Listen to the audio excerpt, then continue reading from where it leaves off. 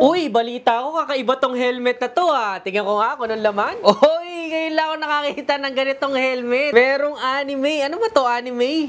May babae siya dito sa gilid eh. Desense, ayan no. I think this one is para sa mga babae, para din sa mga lalaki na mahilig sa mga medyo may konting anime na style sa kanilang helmet. Maiba naman no. Para hindi pare-pareha sa kalsada at ma-identify mo agad kung ano yung helmet mo. From Ryzen Helmet ZX900. So ito yung kanilang summer na white violet. Kaya pala naman naka-swimsuit yung nakalagay dito. Ang ganda nga naman ng combination, no? So, yun, meron siya mga graphics dito. Merong babae sa gilid, may violet sa may bandang gitna, may mga air ventilations pa rin naman tayo. Naka-clear tayo na visor, netizens. At ang maganda dyan, syempre, dual visor. Para kapag ka nasisilaw ka, meron ka pang isang visor na pamprotekta sa sikat ng araw. At makita mo na maayos yung kalsada para safe tayo, di ba? Since full face siya, netizens, ito yung mga standard talaga na safe kahit na anong mangyari sa atin. Knock on wood, wag naman sana, is mababawasan natin yung further injury. Quality and standard helmets can save lives. Of course, certified din ito ng ICC, netizens. At the same time, kung makikita nyo, napakakapal ng foam niya, kaya masisigurado natin yung comfort sa mahabang biyahe. At syempre, naka-quick release na rin siya for everyday use. Madali lang siyang tanggalin at suotin. Pwede dito sa mga OBR natin, netizens. May chin curtain pa para di tayo pasukin ng hangin sa mahabang biyahe. At syempre, may ventilations din tayo dito sa may bandang chin part. And then, syempre, meron lang tayong Ryzen logo sa gilid, sa likod, at very minimal R logo lang dito sa may bandang itaas naman. Ganda na itong helmet na to ha. Woohoo!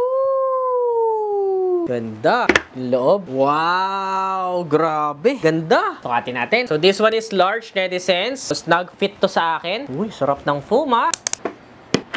Ayos!